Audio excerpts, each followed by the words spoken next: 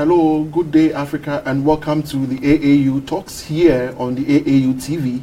And today I have with me Dr. Violet Makuku, who is the Quality Assurance Specialist here at the Association of African Universities, and my name is Kwesi Sam.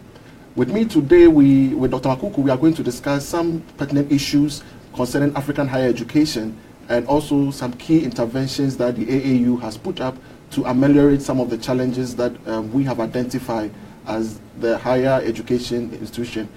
We are going to delve deeper into research. We'll be looking at basic education, also look at some higher education teaching skills for lecturers, and come to quality assurance. And I know that with me and with Dr. Makuku, we'll be able to do justice to the topic that we have.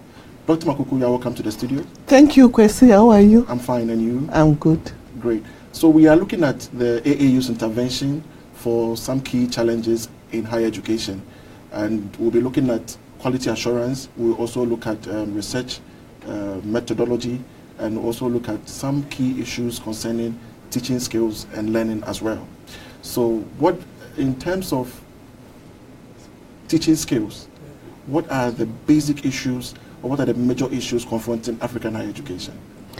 Thank you, Kwesi. What I'm going to talk about is a worldwide problem about university teaching. You see, the war recruitment framework is flawed. Okay. Because when universities are recruiting lecturers, they are looking at the specialist areas, and they are not considering whether they've got a teaching professional qualification or not.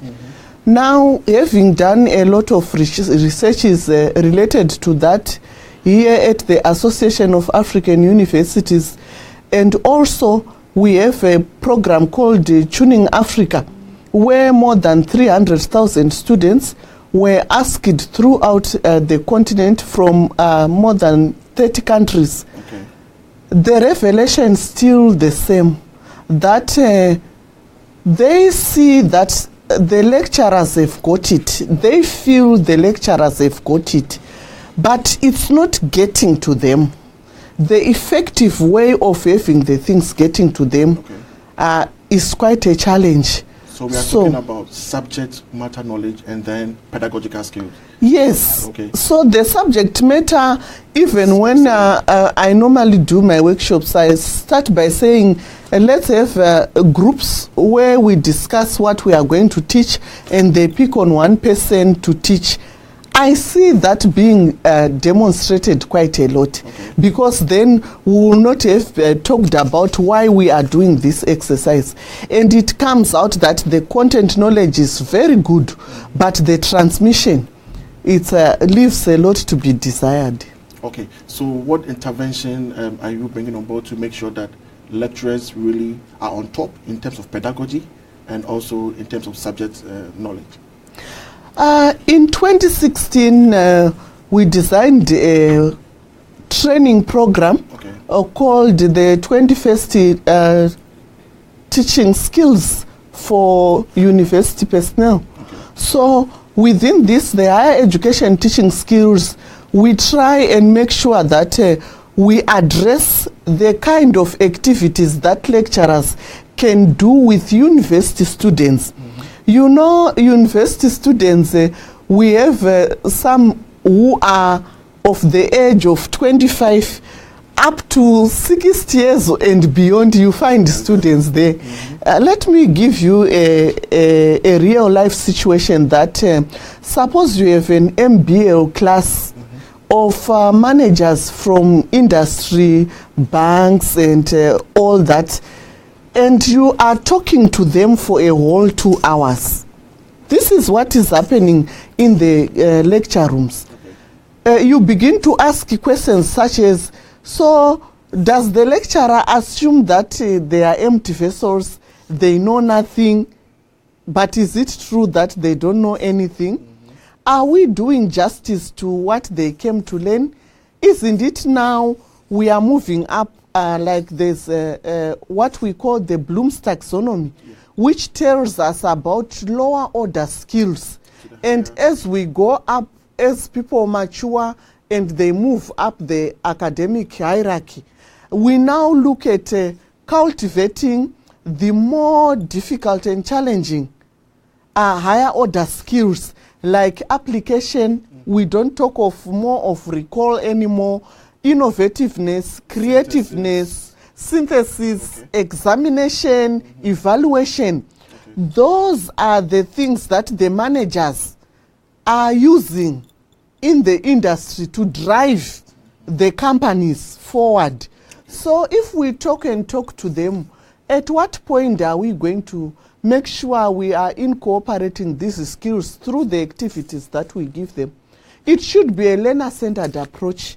It should be andragogy, where we are appreciating the fact that we are dealing with adults.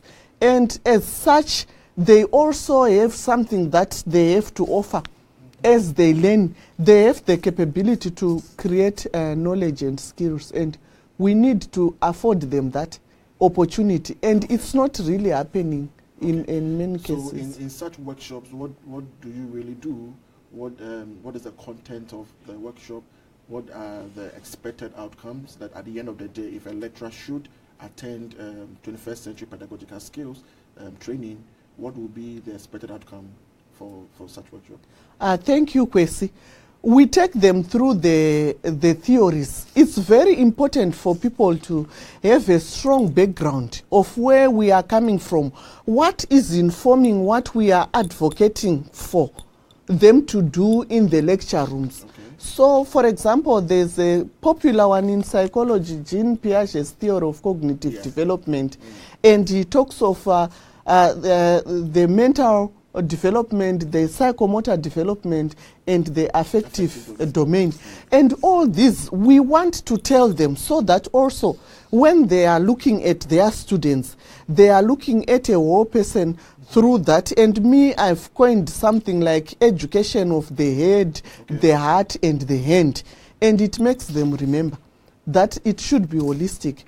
In that, we also move on to talk about the maybe assessment methods and assessment levels. I normally give them a specification grid to say, now when you set questions for them, make sure you have questions which are addressing the higher order skills and not the recall, and also the allocation of marks. The more difficult aspects should also be awarded more marks.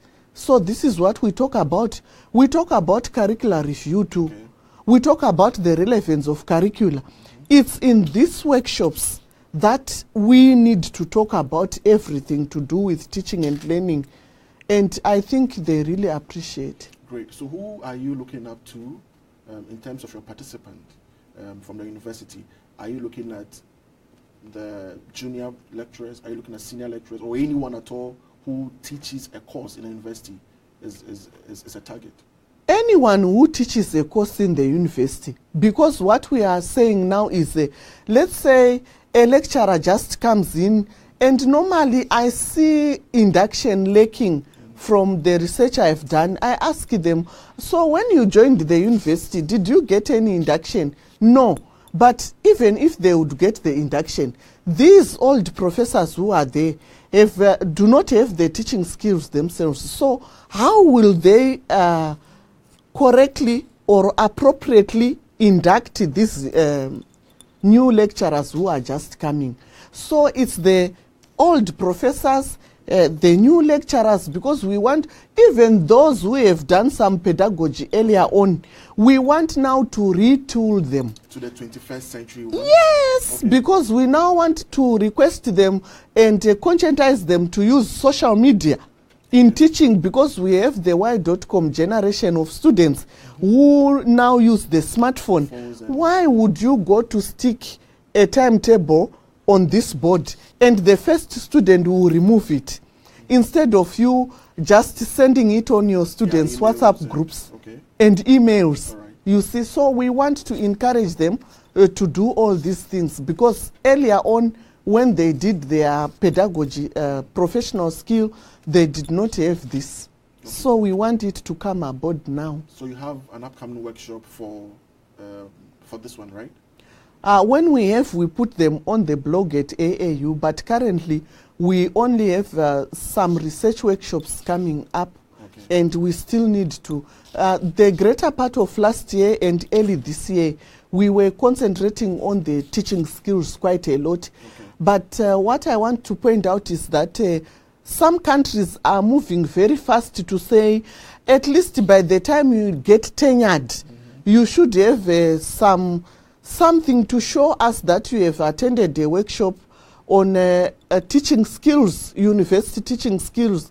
And some are also designing internal one-year workshops, one-year programs. But that is not enough, because already by the time they finish their teaching, so what do? As AAU, we come in with a 1 week intensive one, where we are trying to alleviate them before they enroll in this 1 year or a 6 months certificate or a diploma workshop course that is being offered within the institution. So viewers, if you just tune in, we are on the AAU Talks, and this is AAU TV. I'm in the studios with Dr. Makuku, and we are discussing some interventions that AAU has put across to support African higher education.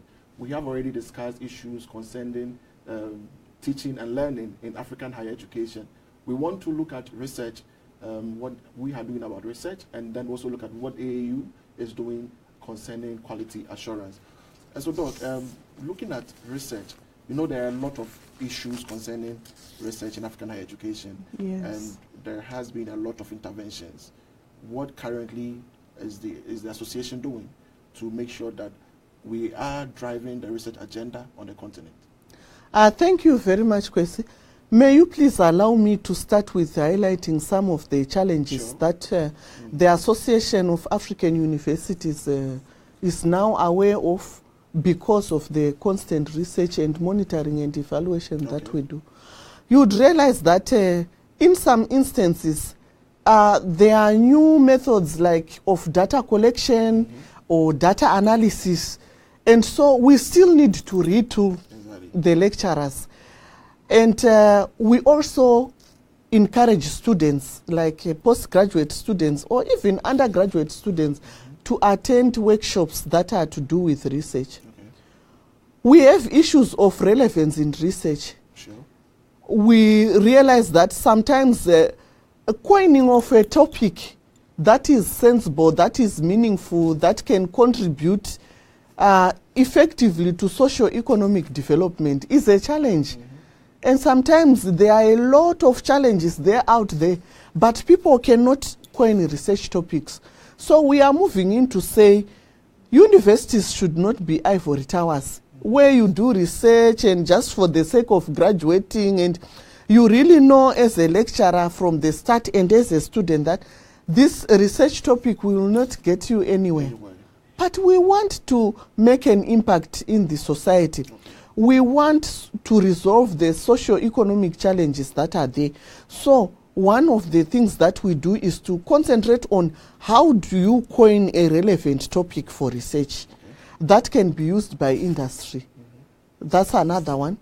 And we have also realized that in institutions, in terms of research supervision and marking of dissertations, has become a challenge. A huge one, actually. A huge one. So we are trying to unify because the scientific method that we follow in research is the same. But somehow you realize in an institution, nobody will help research activity for the other, especially in supervision and marking. There are huge disparities. A lecturer would say, when I'm sick or when I'm not here for the next 2-3 weeks, the students will be waiting for him or her. But I can assure you and testify, Kwesi, that in the institutions where we have gone institution per institution to do research workshops, they ended up testifying that now they can help each other, supervise each other's students, because they now have a shared vision. It comes in terms of sequencing of what should come first, the research problem or the what, the objectives, should we have them? And the terminology itself, it's a whole lot of issues that need to be talked about, and people have a common understanding. And so this one, we try and minimize the disparities through the research workshops so that there's a shared vision. Great. So in your research workshops, what actually do you look at? What is the content? You know, research is very broad. Yes. There are a lot of categories and classifications. Okay. What content do you really facilitate during your workshops? It's a number of topics that we consider. We consider coining a topic, and also there's the issue of aligning the topic with the aim, with the statement of the problem, with the results and recommendations. So you find many times in data analysis as well. We do. But when I look at the first aspect that I've highlighted, when you look at somebody's proposal, it's 4 researches in one, because the topic is speaking about something else. The aim, the objectives, and the statement of the problem are not really aligned to speak to the same thing. So we work a lot on that. And then, like you said, we go on to the data collection tools. Which are the data collection tools? How can you measure them? And now we have extremes of quantitative researchers and qualitative researchers, but we are pushing on the agenda of mixed methods research, and we are trying to edge them. You know, they are more comfortable with quantitative, those who are in quantitative, more comfortable with qualitative. But now we are moving with the other level of research, where I'm saying we have the mixed methods research, and we should therefore make sure the one who is not conversant with qualitative, we beef them.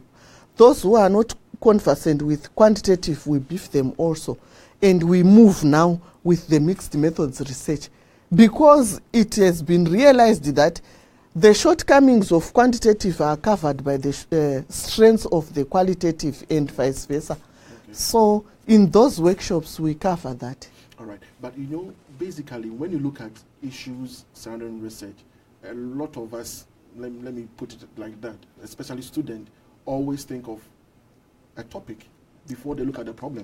And yes, so the student right from day one has a topic, but then doesn't know what the problem actually is. And so he coins his topic before he looks at the problem. Yes, Don't you think this is why we have a lot of discrepancy looking at the beginning, the research topic, the statement of the problem, the relevance and everything, and even the research questions and hypotheses? Don't you think that that is the basic challenge? Thank you very much, Kwesi. In those workshops too, we dwell much on that.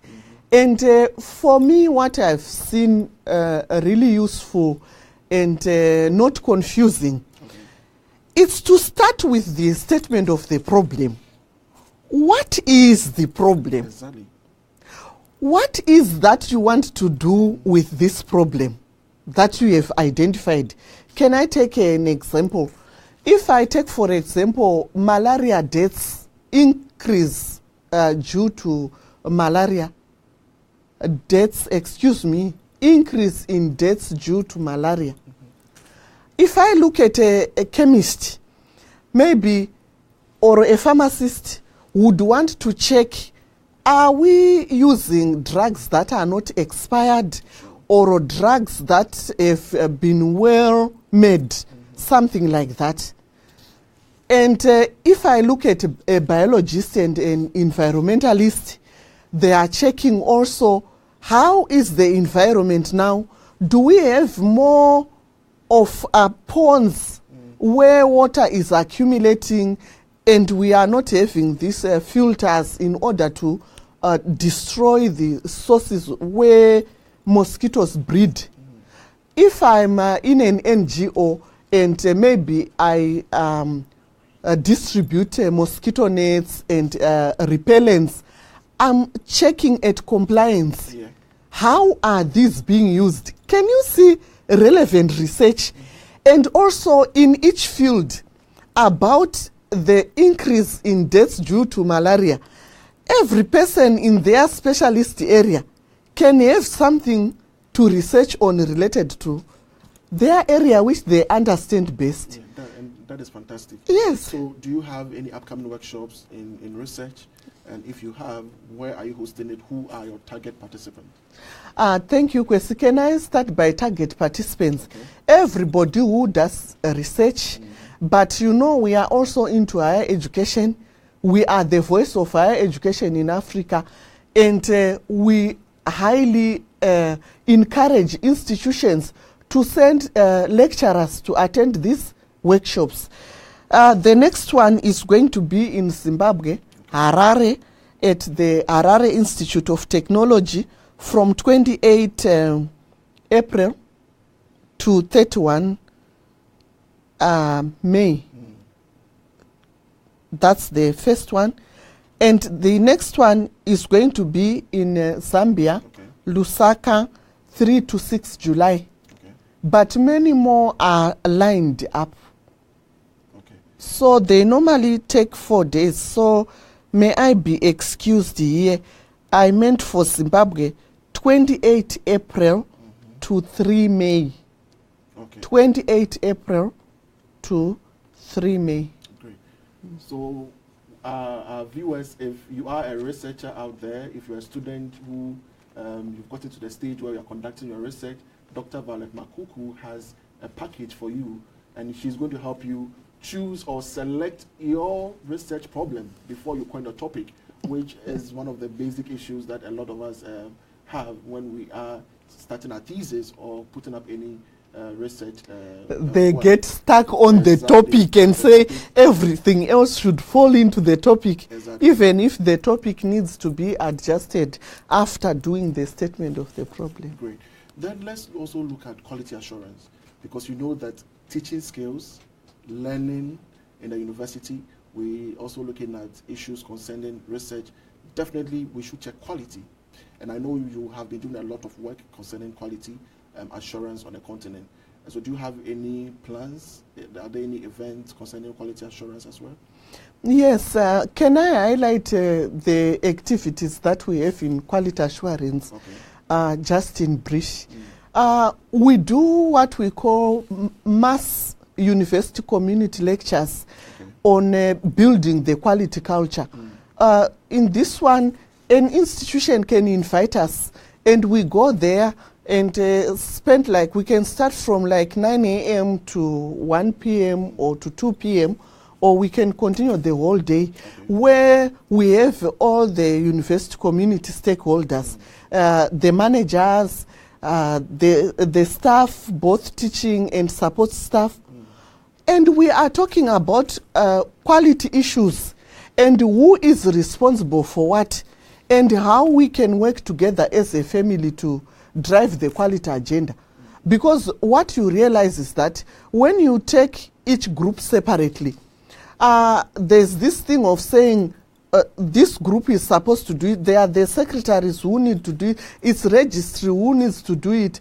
And when we talk to them, we say generally quality is doing right when no one is looking. Exactly. So that you do all your work with minimum supervision and there's a lot of efficiency.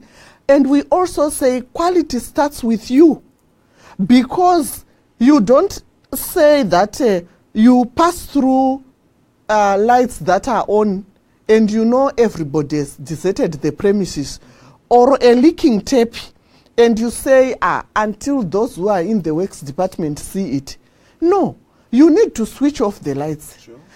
You need to report the tape, and you need to make a follow-up even if you are not in the works department, because at the end of the day, everybody is going to be affected by the water bill. Sure.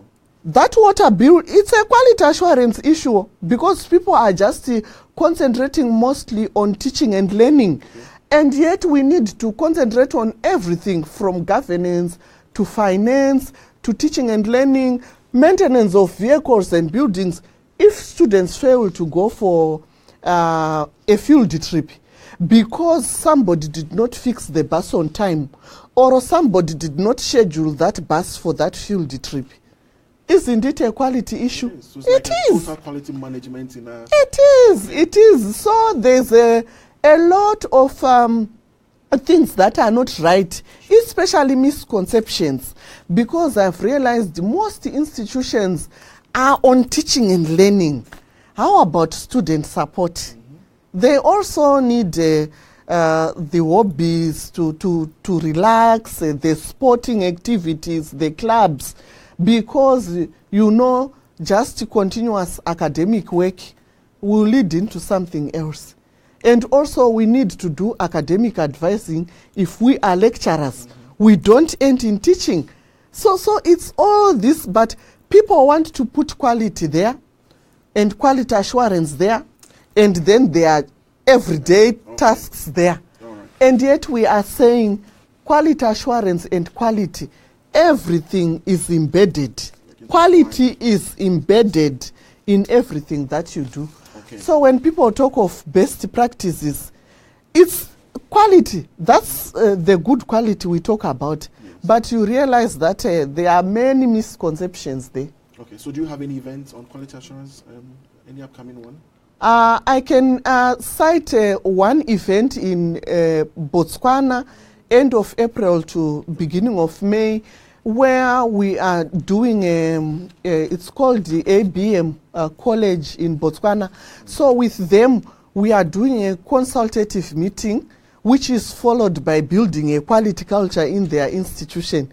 And I can assure you they will never be the same. So they've invited us as the Association of African Universities to go to their institution and help boost their quality culture. And that we are going to do happily. Okay. Yes. Thank you very much for the insights that you've given to us concerning AAU's intervention on higher education. Your final words to viewers, do you have any words you want to share with them? The entire continent is yours. I'm telling them, ladies and gentlemen, let's embrace quality in everything that we do. Even the issues we have discussed to do with teaching and learning, to do with research, there's another dimension, our community engagement, Kwesi. When we do university industry linkages, we also take our researches which are relevant to industry. We bring them. It's still quality. Mm-hmm. And so let's embrace quality in whatever we do, with transparency, accountability, and making sure we do our best. And it starts with you. Don't wait for somebody to do it.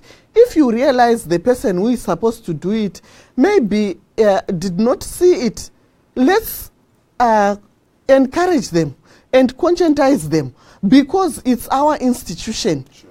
And everybody has got a role to play in order to make sure the name of our institution is good. Working on institutional visibility too, it's quality. Yes. Because you may have very good programs, you may have very good personnel, but if students don't know about you, how do they enroll in your institution? Okay. So institutional visibility is good. You need to boost your student numbers. But also when they come and you do good for the students who are there, the student service for the current students should be such that they refer you to their siblings and to their friends. Then you know you are okay. And then you continue to exist, the sustainable development through quality. So quality is the in thing. Great. So quality in everything that we do through our teaching and learning in African higher education, we must ensure quality. Through our research, we must ensure quality. Yes. And finally, also through our administrative roles in the university, we must ensure quality. I have been talking to Dr. Violet Makuku, who is the specialist for quality assurance here at the Association of African Universities, and this is all that time will permit us on this segment. Keep watching AAU TV, which is the platform that is spearheading African higher education, and there are wonderful segments lined up for us. I think... Hello, Kwesi. I think having talked of other events lined up, there's a youth summit. I think you know about it. Can you say a bit about it before we close down. Okay, so Thank we you. are also taking this platform to invite all our viewers, all our participants, and then all stakeholders of African higher education. We invite you to the Association of African Universities headquarters here in Ghana, and we are hosting our maiden African Youth Summit.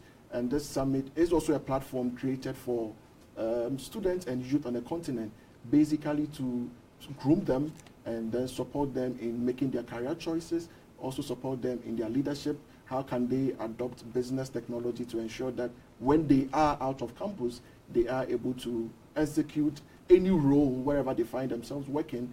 They are nothing but quality leaders. And so we are taking this opportunity to invite you all to the AAU premises here in Ghana. When? That's tomorrow, Okay. 18th April through to Friday, that is the 20th of April. And the time is 11 a.m.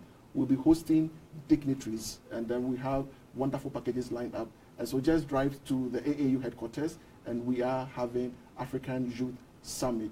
And everybody is welcome. If you're a student, if you're a young person, wherever you find yourself, you are welcome to this summit.